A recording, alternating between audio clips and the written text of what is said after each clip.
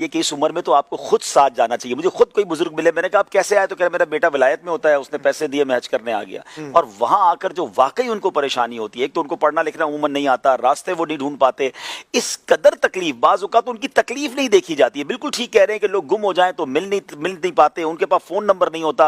मुझे अच्छी तरह याद है एक बार हम हरम शरीफ में मक्का पाक में फजर के बाद का वक्त था, बैठे तो एक बाबा बहुत बड़ी उम्र के रो रहे हैं दरवाजे पे बैठकर। मैंने कहा बाबा, वो उनकी थी भी बड़ी ठीठ पंजाबी ना, तो बहरहाल जो मुझे आती थोड़ी मोटी मैंने बात की, तो कहते मैंने पता ही नहीं किधर जाना है। तो मैंने कब आए हो, कह रहे रात पहुंचे, होटल सामान रखा, साड़ा पूरा काफिला उमरा करने आया, उमरा करके मैं संजा वगैरह वजू करने गया, हूं मैंने पता ही नहीं किधर जाना है। यानी अब वो कैसे पहुंचे, मैं परेशान, मैंने उनके सारा बैग चेक किया, सब कुछ चेक किया, कोई होटल का कार्ड, कोई मौलम का कार्ड, हालांकि वो हज पे आए थे।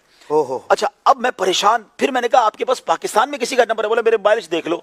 मैंने मोबाइल में ढूंढा तो उनका बेटे का कोई नाम है, ये तो मेरा बेटा है। मैंने कहा पाकिस्तान फोन किया उसको।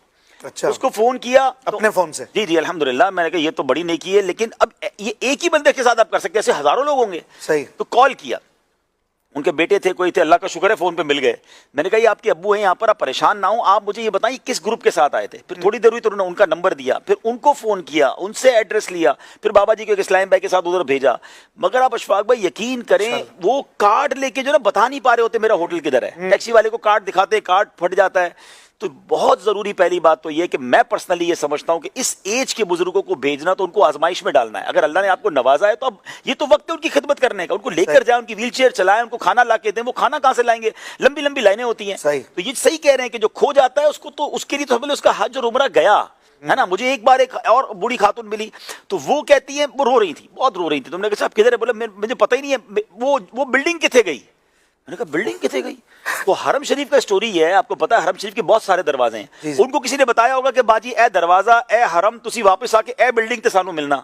तो वो अंदर तो चली गई, निकल किसी और दरवाजे से, बोले वो बिल्डिंग ही चली गई। मैंने कहा बिल्डिंग नहीं गई, आप किसी और दरवाजे से बाहर आ गई। ओ बड़ी मुश्किल से भाई उनको पहुंचाने का इंतजाम। लेकिन आप सोचिए उनकी तकलीफ का आलम, वो ज़बान का प्रॉब्लम है, लैंग्वेज का इशू है। तो ये बिल्कुल ठीक कह रहे हैं कि अगर किसी बुजुर्ग को भेज रहे हैं तो उनके कार्ड ऐसा पहना दें, उसमें उनका ब्लड ग्रुप भी होना चाहिए, उसमें उनके घर वालों के फ़ोन नंबर होने चाहिए, उसमें उनके होटल का कार्ड होना चाहिए, वरना ये तो बहुत बड़ी तकलीफ का बाइस है। तो इसमें हमें ज़रूर उनकी खिदमत करनी चाहिए। और अगर वाकई मजबूरन उनको अकेले